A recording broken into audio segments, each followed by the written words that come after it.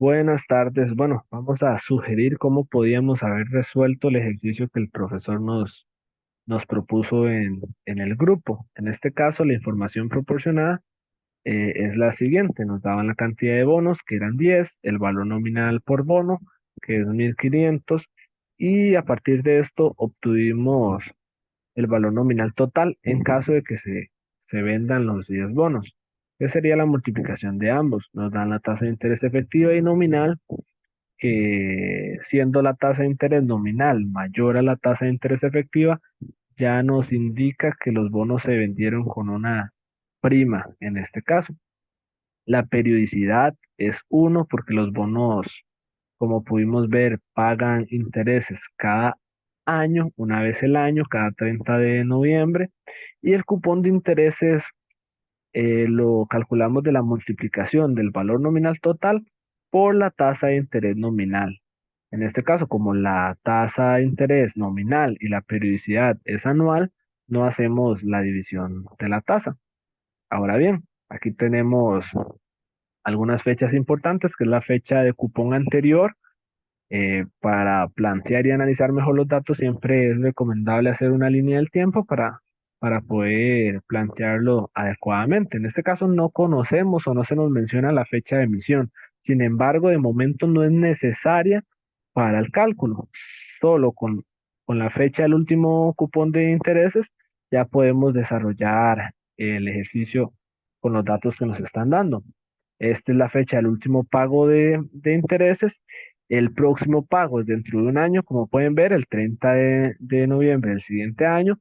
Y la fecha de compra-venta fue el 30 de abril del 2014. Es decir, pasaron 5 meses desde que pagó intereses ese bono o esos bonos hasta la fecha en que se están adquiriendo por un inversionista que los está comprando. En este caso, como la fecha de vencimiento es el 30 de noviembre del 2016, están pasando 3 años exactos desde su último pago de intereses hasta su fecha de vencimiento. Entonces, esa es la cantidad de periodos. Ahora bien, el primer paso que debemos hacer para poder obtener el precio limpio, que es al final lo que nos solicitan, es obtener el precio de adquisición que tendría el bono en esta fecha, en el 30 de noviembre del 2013. Necesitamos obtener el precio del bono y hemos decidido hacer una tabla de amortización como alternativa para plantear este ejercicio. Podemos hacerlo sin la tabla de amortización, por supuesto, pero para poder entenderlo mejor decidimos explicarlo de la siguiente forma. Entonces, para obtener el precio de adquisición, utilizamos la fórmula de valor actual que ya hemos analizado en otros ejercicios y tenemos un par de videos al respecto. Y los siguientes datos que utilizamos en la fórmula es la tasa de interés efectiva, la cantidad de periodos, que son tres, el pago, que sería el cupón de intereses anual de 900, y el valor futuro, que es el valor nominal total. Y es así que se obtiene el precio del instrumento en esa fecha, recordando que ustedes pueden calcular este precio del instrumento mediante su calculadora usando fórmulas de matemática financiera. Entonces, teniendo el precio del instrumento a esta fecha, esta sería la tabla de amortización que tiene ese instrumento para los restantes 3 años que le quedan a los bonos. Entonces, recordando un poco que en la columna de efectivo utilizamos siempre el cupón de intereses porque eso es lo que paga de manera anual. En la columna de intereses, que reconocería el inversionista como ingreso por intereses, lo hacemos de la multiplicación del importe en libros anterior del 30 de noviembre del 2013 por la tasa de interés efectiva. Y así, y así podemos obtener la diferencia que vendría a ser la amortización, la diferencia entre ambos. En este caso, como habíamos mencionado, que el bono se vendió con una prima, se va a ir amortizando, es decir, disminuyendo ese valor hasta que a la fecha del vencimiento llegue a su valor nominal total. En este caso, esta es la amortización del primer año, de este primer año. Entonces, con este dato de la amortización ya podemos obtener el precio limpio que nos estaban solicitando en esa fecha. ¿Y cómo lo hacemos? ¿O qué es el precio limpio? Bueno, es el valor en libros del instrumento sin contar ningún interés acumulado. Es como decir que es el precio neto, deduciendo cualquier interés que se haya acumulado en esos 5 meses en este caso. Entonces, utilizando la amortización de este primer año, entonces podemos obtener una amortización mensual, que es la división de esta entre 12. Y ahora, para saber cuánto se va a amortizar en este periodo, a esa amortización mensual la multiplicamos por los 5 meses que están transcurriendo de la última fecha de cobro de los intereses o de pago de los intereses hasta la fecha de compra-venta.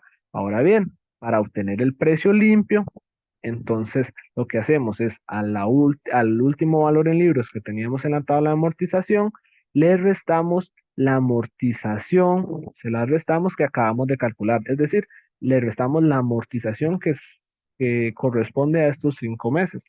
Entonces, de esa forma obtenemos el precio limpio, que es el valor en libros sin contar ningún interés acumulado en esa fecha. Pero como el profesor nos estaba solicitando el precio de cada bono, es decir, como eran 10 bonos, dividimos ese importe entre 10 y esta sería la respuesta que podrían haber realizado mediante los cálculos que ustedes hacían. Ahora bien, se podrán preguntar algunos, ¿qué pasa si no tenemos el chance de hacer una tabla de amortización? Por ejemplo, en el caso de un examen que no tengamos el tiempo suficiente, ¿cómo podemos calcular o llegar a ese precio limpio? Bueno, lo primero que siempre debemos hacer, coincidiendo con la forma que lo hicimos anteriormente, es calcular el valor presente o el precio del instrumento en la fecha del último pago. Eso lo tenemos que realizar en ambas ocasiones. Entonces, este es el mismo monto que hemos calculado anteriormente, porque la fecha de vencimiento, utilizando una cantidad de periodos 3, trayendo a valor presente esos 3 años, porque de esta fecha al vencimiento hay 3 años. Entonces ese es el mismo monto que calculamos anteriormente. Ahora bien, el segundo paso es calcular el valor en libros que va a tener el instrumento en el siguiente año, es decir, en la próxima fecha de pago de intereses. ¿Y cómo lo hacemos? Bueno, aplicando la misma fórmula, sin embargo, en lugar de utilizar una periodicidad de 3, lo vamos a hacer entre 2 o utilizando 2 en este caso. ¿Por qué? ¿Por qué utilizamos una cantidad de 2 periodos? Porque estamos trayendo a valor presente 2 años, es decir, se vence al 30 del 11 del 2016 y lo estamos trayendo a valor presente al 30 del 11 del 2014. Entonces, obteniendo el valor presente en esas fechas, ya sabemos que si restamos ambos valores, tenemos la amortización que se obtuvo en ese año. En ese año se obtuvo la siguiente amortización y llegamos exactamente al mismo cálculo sin tener la tabla de amortización. Ahora hacemos lo mismo, obtenemos la amortización de cada mes, los meses que han transcurrido aquí, que son 5, y el total de amortización en esa fecha, es decir, lo que se va a amortizar de aquí a la fecha de compra-venta. Entonces el precio limpio sigue siendo la suma del valor en libros del último pago más la amortización de esos 5 meses. Y es así que obtenemos el precio limpio. Y de igual forma lo dividimos entre 10 para obtener el precio limpio por cada bono. Entonces, de esa forma lo pueden hacer sin tener que obtener la tabla de amortización. En caso que hayan consultas, me pueden escribir. Buenas tardes.